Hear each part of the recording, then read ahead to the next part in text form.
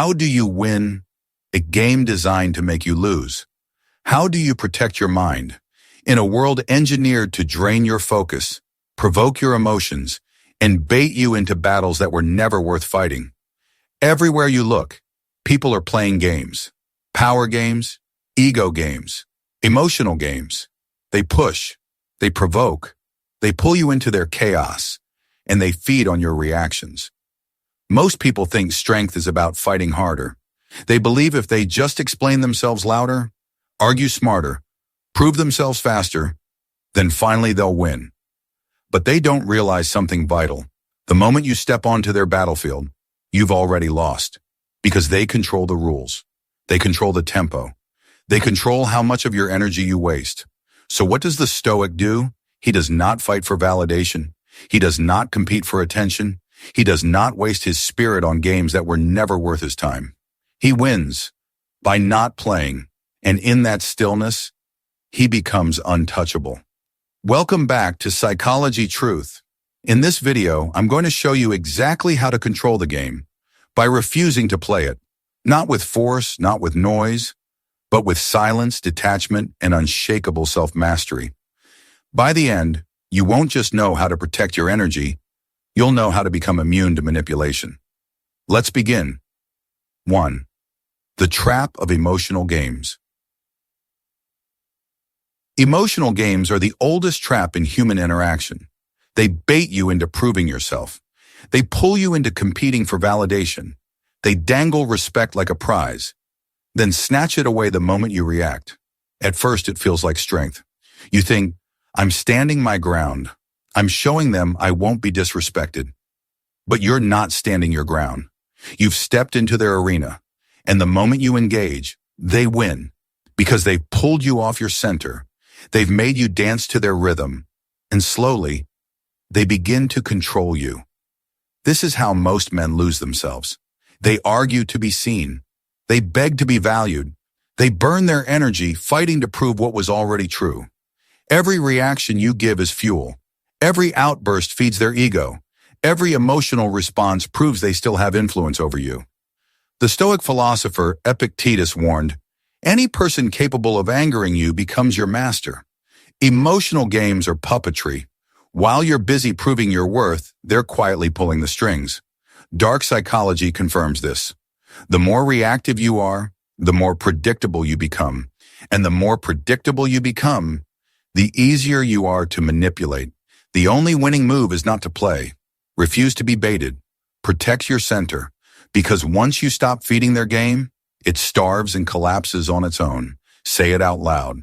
I won't feed their game. 2. The Stoic power of non-reaction. Nothing disarms a manipulator faster than your silence. They expect your outrage. They expect your anger. They expect proof that they can still move your emotions. But when you give them nothing, no argument, no flinch, no reaction at all, you shatter their illusion of control. Marcus Aurelius wrote, "You have power over your mind, not outside events." That is the heart of non-reaction. It is not weakness. It is power refined. It's looking at someone who's trying to drag you into chaos and saying nothing. Not because you're scared, but because you've already won. Dark psychology calls this the starvation principle. Games only survive on your reactions. The more you respond, the more they escalate. But when you go still, when you give silence instead of emotion, they starve. Their entire strategy crumbles. Not because you fought harder, but because you stopped feeding them. Non-reaction is not passivity, it's immovability. It's telling the world, I am not controlled by your noise. I am controlled by my discipline. And discipline is terrifying to manipulators because they don't know how to fight what they can't move. My silence is my power. 3. Pulling back removes their leverage. Power games only work when you participate. Every time you argue, explain, defend, or chase, you hand them leverage. You prove they can control your emotions, your time, your energy. But the moment you pull back, that leverage collapses. Epictetus said, if you wish to be a writer, write. The meaning? If you wish to be free, act free. And nothing screams freedom louder than walking away from a game designed to trap you. Dark psychology calls this the withdrawal effect. When someone is used to pulling your strings, your sudden absence hits like a shockwave. They panic. Why isn't he fighting back? Why isn't he reacting? Why isn't he playing anymore? That confusion dismantles the entire dynamic, because now they can't predict you. And what they can't predict, they can't control. Pulling back is not retreat. It's strategy. It's cutting the strings and leaving the puppet show entirely. And ironically, that's often when they start chasing, not because you fought harder, but because you refused to fight at all. I take my power back. 4. Indifference. Disarms manipulation. Manipulation feeds on emotional hunger. It thrives when you're desperate to be liked, afraid to be abandoned, or obsessed with proving your worth. But when you become indifferent, when their approval no longer excites you and their rejection no longer shakes you, the entire game collapses. Indifference is not pretending you don't care while secretly obsessing. True indifference is this: your peace is worth more than their opinion. Marcus Aurelius said, "Choose not to be harmed, and you won't feel harmed." Indifference is that truth in motion. They can insult you, ghost you, ignore you, mock you. But if you remain calm, unmoved, unbothered, their weapons turn to dust. Dark psychology explains why this works. Manipulators rely on seeing they've struck a nerve. If you don't flinch, they panic, because the usual tools stop working. They expect emotion, you give silence. They expect desperation, you give distance. They expect chaos, you give calm. And suddenly, they're powerless. Indifference is my armor. 5. The power of letting go. Clinging keeps you trapped in their game. The more tightly you grip, the more power you lose, because what you cling to begins to control you. That's why the most powerful move you can make, the move that terrifies manipulators, confuses the toxic, and frees your soul, is simple. Let go. Letting go is not giving up. It's releasing your attachment to outcomes you can't control. It's understanding that their opinion does not define you, their approval does not validate you, and their absence does not break you. Epictetus taught, freedom is the only worthy goal in life. It is won by disregarding things that lie beyond our control. Letting go is that freedom in action. It is walking away not because you've lost, but because your peace is worth more than their attention. Dark psychology confirms it. Attachment makes you predictable, and predictability makes you controllable. But when you release your attachment, you become untouchable. They can't play games with someone who's willing to walk away from the table entirely. Letting go doesn't make you weak. It makes you dangerous, because a man who isn't afraid to lose is impossible to control. Letting go sets me free. 6. Emotional mastery is the real victory. The true battlefield isn't out there. It's in here, your mind. The real game isn't about outsmarting them. It's about mastering yourself. Because once you control your emotions, no one else can.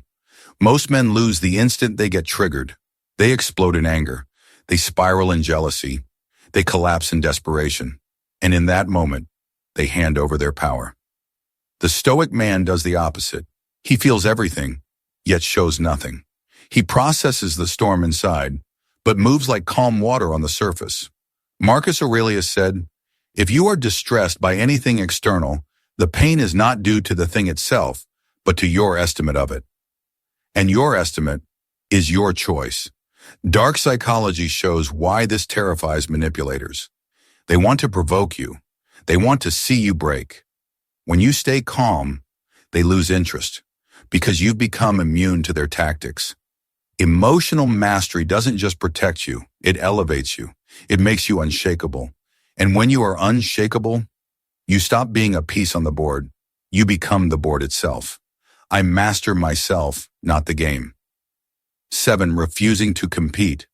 Creates respect. Competition seems like strength, but competing for validation only proves you don't believe you already have value. When you compete for attention, you send the message, "I am beneath you. I must earn what you have." And the moment you do that, you lose your power, because respect is never given to the one who begs for it. It's given to the one who does not need it. Epictetus said, "If you wish to improve, be content to be thought foolish and stupid," meaning be willing to be misunderstood while you quietly build in silence. The man who refuses to play the status games, the ego games, the attention games, becomes the one everyone eventually respects, because he's the only one not begging for approval. Dark psychology calls this value inversion. When you stop competing, you flip the hierarchy. While they fight each other to stand out, you stand apart. And what stands apart becomes rare. What becomes rare becomes valuable. What becomes valuable becomes pursued. Refusing to compete is not weakness. It's declaration. I do not chase your attention. I choose where mine goes. I compete with no one.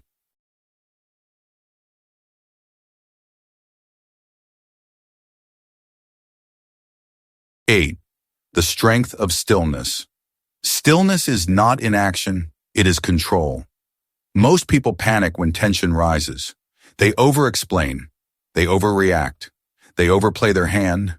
But the man who stays still, the man who does nothing when others expect him to explode, becomes the most dangerous person in the room, because stillness is unpredictable, and unpredictability is power. Marcus Aurelius said, "Nowhere can man find a quieter or more untroubled retreat than in his own soul." Stillness is that retreat. It is the refusal to let external chaos dictate your internal peace. Dark psychology explains why stillness is so unsettling. The mind hates a void. When you don't react, the other person starts to unravel. They project. They doubt themselves. They fill the silence with their own fear. Your stillness becomes their storm. Doing nothing is not doing nothing forever. It's waiting until the emotion passes, until the manipulation fails, until the game collapses under its own weight. And when you finally act, you act with precision. My stillness is my strength. Conclusion. Control the game by not playing. So how do you win a game designed to make you lose? You don't fight harder. You don't explain louder. You don't chase approval. You control the game. By not playing it, you stop feeding emotional traps. You starve manipulation with silence. You walk away from battles not worth your spirit. You protect your peace as if it were your crown, because it is. The Stoic doesn't win by conquering others. He wins by conquering himself. And when you master that, no one can move you. No one can bait you. No one can drain you, because they can't control a man who no longer plays their game. If this message resonated, hit that like button, subscribe, turn on notifications, and comment below. I win by not playing. Welcome to Psychology Truth, where we don't play the game, we master the mind.